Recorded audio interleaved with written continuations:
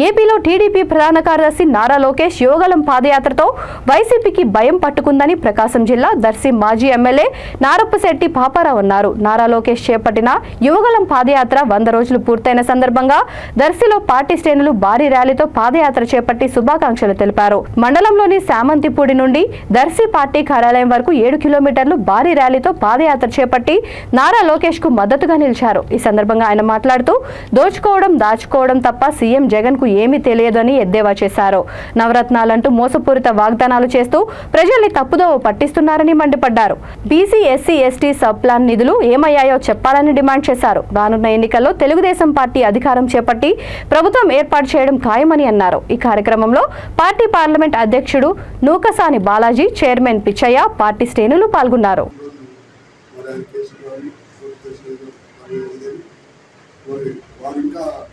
మరి రోజు వాళ్ళు సెలవు తీసుకునేటువంటి పరిస్థితుల్లో కాకుండా లోకేష్ గారు ప్రతిరోజు ఉదయం సాయంకాలం మరి ఈరోజు తిరిగి మరి రోజులు చేసుకోవడం మరి వారు ఈరోజు చాలామంది రైతున్నటువంటి వ్యాపారస్తులు వీళ్ళంతా కూడా మళ్ళీ ఖాళీ టైంలో వారికి ఇంట్రాక్ట్ అవ్వడం మరి వాళ్ళకి సమాధానం జరుగుతుంది.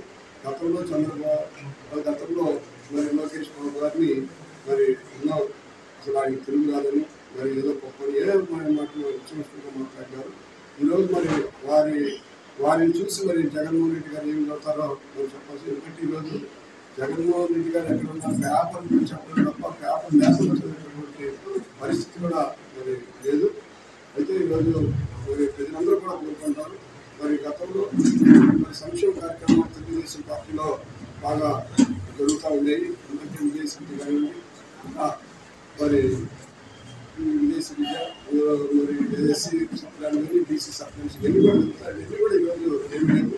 ఆయన నవరాత్రులను పెట్టి నవరంగాలుగా చేసి మరి దాంట్లో దోచుకోవడం తప్ప మరి ప్రజలకు చేసింది. ప్రజలకి ఏదో 10 రూపాయలు ఇచ్చి 100 రూపాయలు